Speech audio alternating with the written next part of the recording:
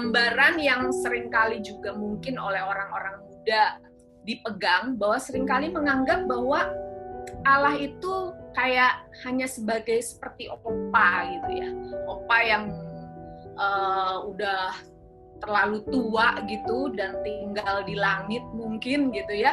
Tapi opa itu adalah opa yang baik, yang suka memberi juga ya, bahkan sering memberi hadiah juga.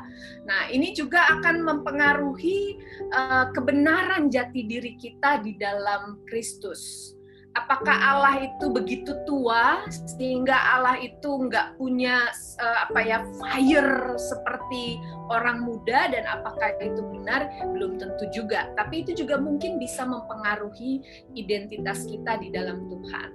Ada juga kemudian orang yang merengkuh kepercayaan identitas bahwa karena dia punya gambaran atau punya pandangan bahwa Allah itu seperti seorang tirani gitu, yang pemarah gitu ya. Apalagi kalau baca misalkan kitab-kitab Perjanjian Lama, seakan-akan Allah itu galak banget gitu ya. Dan dipengaruhi juga mungkin dalam pengalaman-pengalaman dalam hidupnya. Saya punya satu teman yang bapaknya itu sangat abusive ya, yang suka mukulin dia waktu dia kecil, dan ternyata ini juga mempengaruhi sampai kemudian dia menikah gitu. Ketika dia punya anak juga, lalu kemudian tanpa sadar ternyata dia mempengaruhi dalam interaksi dia dengan anaknya, sehingga kemudian anaknya juga dia jadi seorang yang abusive juga. Nah, identitas yang kayak begini juga dipengaruhi, bisa juga mempengaruhi dia bahwa Allah itu juga Allah yang sangat keras gitu di dalam hidupnya. Bahkan ada juga seorang anak tentara yang bapaknya itu sangat keras gitu. Akhirnya anak ini kemudian meninggalkan rumah dan kemudian dia ke luar negeri, pulang-pulang dia ganti kelamin ya. Bayangin, bapaknya seorang tentara, anaknya kemudian transgender gitu kan, jadi seru juga ya. Tapi dia merengkuh identitas itu karena yaitu gitu, pengaruh pengalaman di dalam hidupnya, dalam keluarganya, yang kemudian dia juga punya gambaran itu tentang Allah juga gitu di dalam hidupnya. Atau juga bisa bahwa gambarannya bahwa Allah itu kayak kayak seorang dewa gitu, tetapi bukan seorang pribadi ya, yang nggak bisa diajak untuk interaksi, yang nggak bisa akrab, yang nggak bisa dekat, yang nggak bisa punya keintiman dalam relasi, karena dia itu sesuatu yang agung gitu, sesuatu yang luar biasa banget, tetapi ya jauh di sana lah gitu. Sehingga saya nggak bisa punya interaksi yang sangat intimate dengan Allah. Seperti yang dibilang oleh, kalau teman-teman pernah sering baca Aristoteles ya, dia seorang filosof dari Yunani, zaman-zaman Yunani itu, dia selalu mengatakan bahwa dewa itu adalah the unmoved mover. The unmoved mover itu artinya seorang penggerak tapi yang nggak bergerak gitu, sehingga dia nggak bisa terlibat gitu dalam kehidupan kita sehari-hari.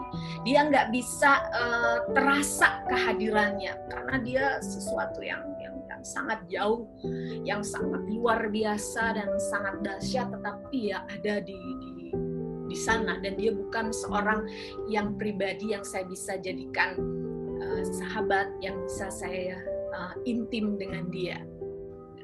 Bisa juga gambaran ataupun pandangan kita tentang Allah sehingga akhirnya membentuk identitas kita adalah kalau kita menganggap Allah itu seperti supreme master gitu ya. Supreme master itu adalah tuan yang supreme, tuan yang tinggi gitu ya, yang tertinggi lah seperti itu. Sehingga tapi akibatnya bahwa saya ini manusia cuma kayak budak gitu. Jadi kerjaannya atau fungsinya adalah harus taat. Taat aja, apa yang diminta dilakukan, ya, karena kalau misalkan saya nggak taat nanti saya masuk neraka gitu ya, dengan segala aturan A, B, C sampai Z gitu. Nah semuanya itu harus saya lakukan, karena kalau miss aja satu atau miss aja berapa gitu ya, nanti akan dihitung gitu, sehingga dia hanya tuan yang begitu tinggi dengan segala aturan-aturan ataupun hukum-hukumnya gitu.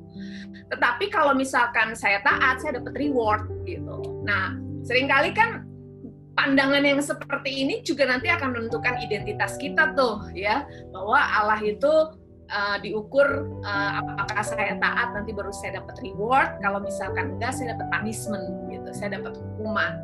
Nah ada juga yang gambarannya gitu salah ya tentang Allah, bahwa menganggap Allah itu seperti kayak dewa kekayaan dan kemakmuran gitu. Ini akan menentukan identitas dia kalau dia punya gambaran bahwa Allah itu seperti dewa kekayaan gitu atau dewa kemakmuran.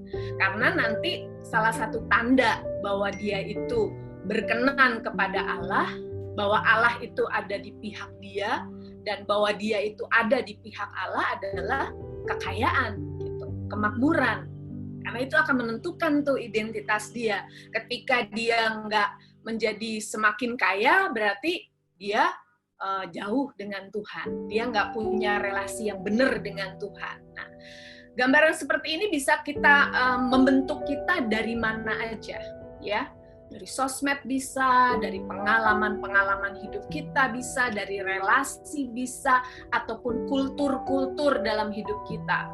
Beberapa waktu yang lalu saya membaca kisah dari Santa Caterina Tekakwitha ya, bagaimana kemudian dia embrace identitas dia di dalam Kristus. Sementara kultur dia sebagai seorang Indian dari suku Mohawk, itu kulturnya tuh harus nikah di usia dini, gitu. Karena dia harus memperbanyak sukunya, gitu ya. Sedangkan dia nggak mau, dia mau mempersembahkan hidupnya kepada Kristus. Nah, artinya identitas dia bukan base pada sukunya atau pada kultur dari sukunya. Kemudian dia berkata bahwa dia ingin mempersembahkan hidupnya kepada Yesus.